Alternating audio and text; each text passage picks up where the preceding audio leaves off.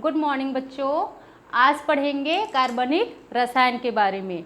ठीक है, कार्बनिक रसायन को हाइड्रोकार्बन रसायन कहा जाता है। क्यों कहते हैं? क्योंकि कार्बन और हाइड्रोजन मिलकर क्या करता है? यौगिक का निर्माण करता है। जैसे कि कार्बन और हाइड्रोजन मिलकर क्या बनाता है? CH। ठीक है, और ये CH क्या है? कार्बन का एक अणु हाइड्रोजन के एक अणु मिलकर आपका यौगिक बन गया। ठीक, इसलिए इसको क्या बोलते हैं? हाइड्रोकार्बन रसायन। हाइड्रोकार्बन जो रसायन होता है उसको 3 ग्रुप में बांटा गया है। पहला होता है एल्केन, दूसरा होता है एल्कीन और तीसरा होता है एल्काइन। अगर ये तीनों जो ग्रुप है उसके बारे में अगर आपको पता है, वो सिंपल सा फार्मूला अगर आप बना लेते हो और उस फार्मूला में आप वैल्यू रखते हो तो वहाँ पर आप आसानी से यौगिक बना सकते हो और वहाँ पर नामकरण कर सकते हो। ठीक है, तो यहाँ पर 3 ग्रुप होता है आप लोग का जो ऑर्गेनिक जो केमिस्ट्री है उसमें। ठीक है, पहला होता है आप लोग का एल्केन। ठीक, दूसरा है जो आप लोग का होता है एल्कीन और तीसरा ग्रुप है एल्काइन। ठीक, इसका जो एल्केन होता है एक सामान्य सूत्र होता है इसका,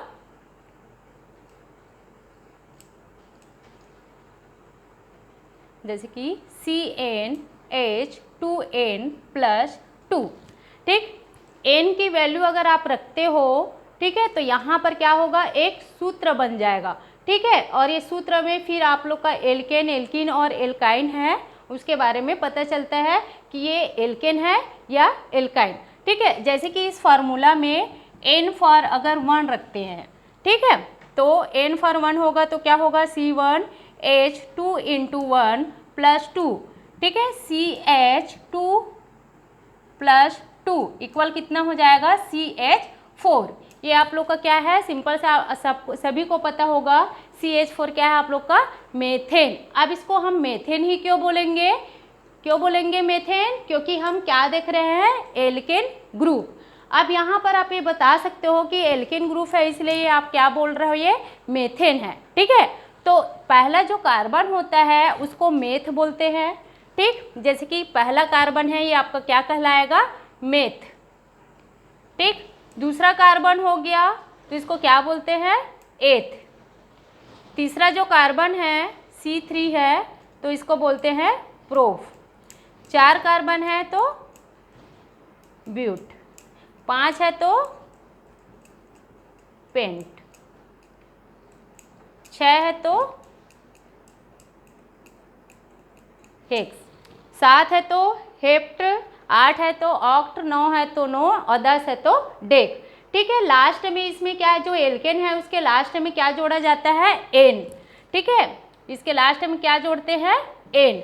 अब यहाँ पर जो है हम 1 लेते हैं तो क्या हो गया? पहला है तो मेथ, इसके लास्ट में क्या जोड़ेंगे? एन, तो क्या हो जाएगा? ये मेथेन। ठीक है, अब यहाँ पर हम देखते हैं जो कार्बन हमारा कितना है? 1। हाइड्रोजन कितना है? 4। ठीक है, तो चारों तरफ से क्या है? ये कंप्लीट है। हाइड्रोजन कार्बन की जो चारों है, ठीक है, चारों तरफ से क्या है? जुड़ा हुआ है आपका क्या चीज़? हाइड्रोजन। ठीक है, और आप लोग को पता है कि कार्बन की जो संयोजकता होती है वो कितनी होती है? 4। ठीक है, तो ये पूरी चारों तरह से क्या है? जुड़ा हुआ है, सिंगल बॉन्ड में जुड़ा हुआ है। तो ये क्या कर रहा है? कार्बन को संतृप्त कर रहा है। ठीक है, मतलब एक भी ऐसा नहीं है जो इसमें छूटा है। ठीक है, इसलिए इसको क्या बोलते हैं? संतृप्त हाइड्रोकार्बन। ठीक है, इसको क्या बोला जाता है? संतृप्त हाइड्रोकार्बन। संतृप्त हाइड्रोकार्बन। ठीक है, जिसको हम क्या बोलते हैं? Saturated hydrocarbon.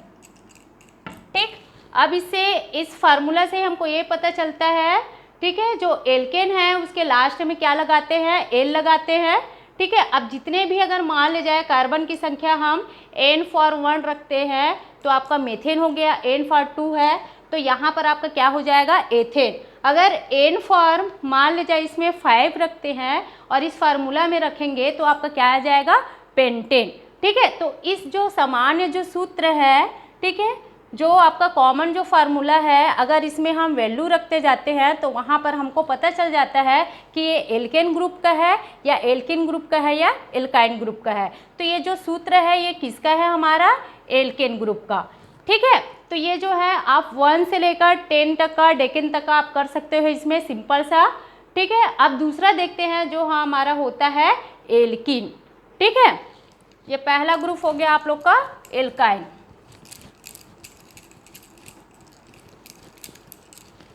दूसरा देखते हैं एल्किन ग्रुप। इसका जो सामान्य जो सूत्र होता है CnH2n, ये भी पहले जैसे ही रहेगा।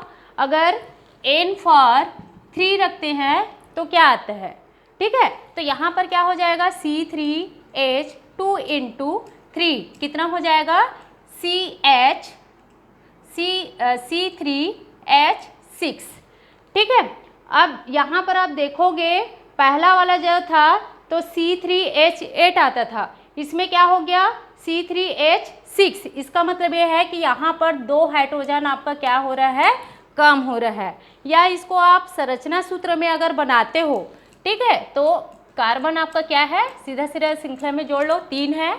यहाँ पर आपका हाइड्रोजन कितना है, देखो कितना है 6।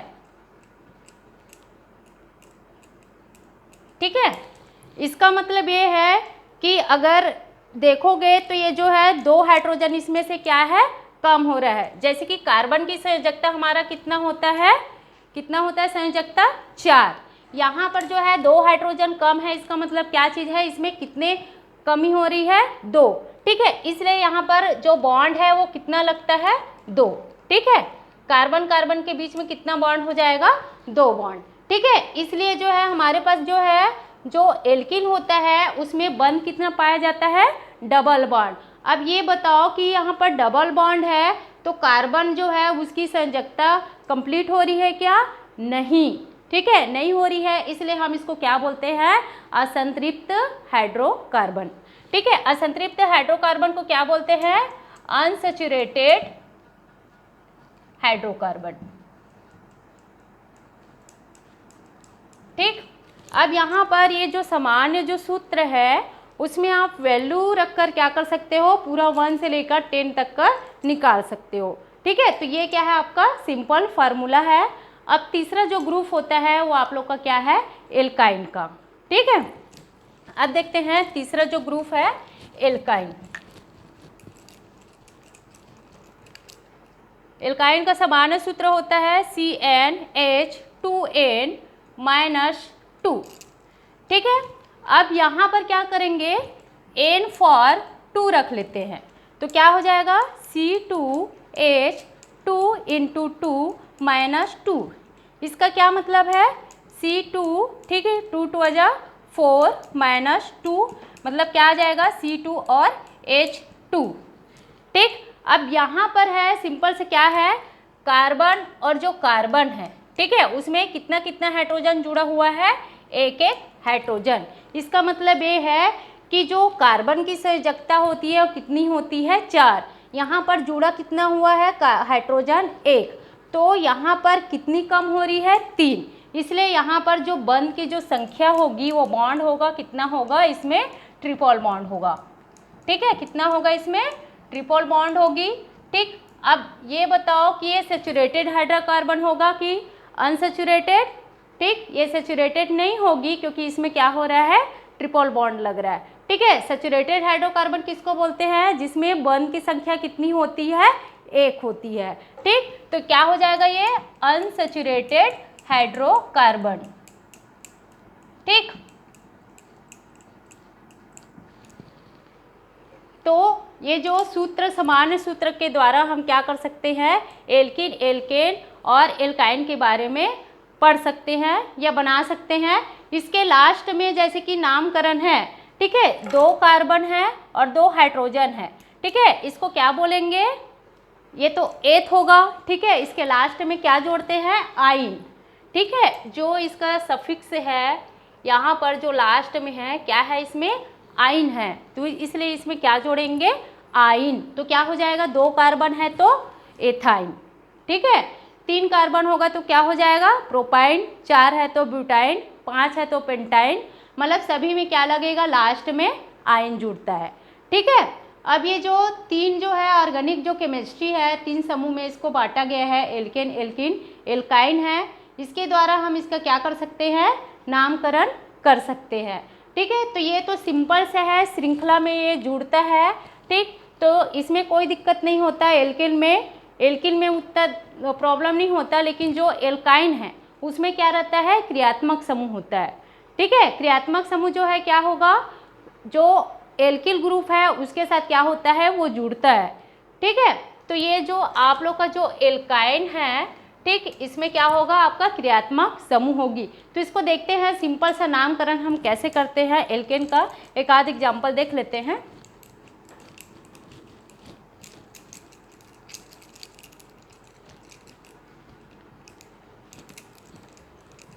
जैसे कि एल्केन है, ठीक है, अब यहाँ पर C3H8 है। ठीक है, इसका जो नाम होगा वो क्या हो जाएगा, प्रोपेन। ठीक है, ये क्या है, ये प्रोपेन है। ठीक, अगर मान ले जाइए CH3, CH2 और CH3 है। ठीक, अब इसको हम कैसे करेंगे, पहले तो देखेंगे कि कितना कार्बन, 1, 2 और 3 कार्बन है। ठीक है, हाइड्रोजन कितना है, 8 है। सीधा सीधा श्रृंखला में जुड़ा हुआ है, कोई बॉन्ड नहीं है, तो क्या करोगे, कौन से ग्रुप में जाओगे, पहला ग्रुप में। ठीक है, इसके लास्ट में आप क्या लगा देते हो, एन। ठीक है, क्या लगा देते हो, इसके लास्ट में एन। अब यहाँ पर कितना कार्बन है, 3, तो क्या हो जाएगा, प्रोप। ठीक है, क्या हो जाएगा, ये प्रोप, तो इसका नाम क्या हो जाएगा, प्रोपेन। ठीक है, कुछ है क्या इसमें, नहीं। ठीक, तो ये क्या है, आप लोग का सीधा प्रोपेन है।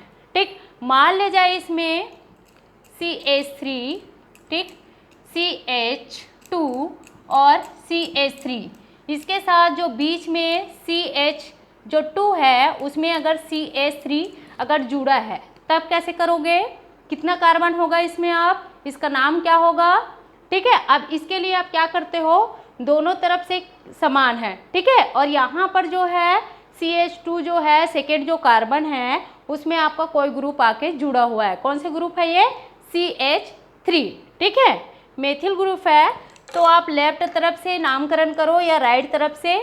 ठीक है, कहीं से भी कर सकते हो, क्योंकि ये क्या है, दोनों तरफ से कॉमन है, बीच में जुड़ा हुआ है। ठीक है, तो जनरली हम लेफ्ट तरफ से करते हैं, 1, 2 और 3। ठीक है, तो दूसरा कार्बन के साथ कौन से ग्रुप जुड़ा हुआ है, मेथिल। ठीक है, तो इसका नाम क्या हो जाएगा, 2 मेथिल। ठीक, दूसरा कार्बन 2 मेथिल क्यों लिखे, क्योंकि दूसरा कार्बन में ही हमारा क्या जुड़ा हुआ है, CH3, जो आपका क्या है, मेथिल ग्रुप है। तो इसका नाम क्या लिख देते हैं, 2 मेथिल, और कितना कार्बन है, 3, तो क्या हो जाएगा, प्रोपेन। ठीक, मतलब अगर दूसरा कार्बन में जुड़ा है तो 2 लिख सकते हो, 3 में जुड़ा है तो 3 आएगा सामने, 4 में है तो 4 आएगा। ठीक है, लेकिन उसको अगर कोई समूह जुड़ा हुआ है, जो भी कार्बन में जुड़ा रहता है उसका जो नंबरिंग है पहले लिखा जाता है। ठीक है, अगर ये तो क्या है, एक ही है तो ऐसा लिख सकते हो, मान लीजिए इसमें CH3 है, CH2 है, फिर CH2 है, फिर इसमें CH3।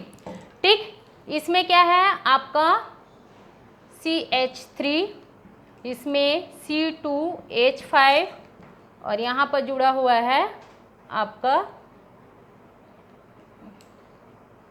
CH3। ठीक है, अब यहाँ पर आप नंबरिंग किधर से करोगे, जिधर से श्रृंखला पास पड़ती है उधर से करते हैं।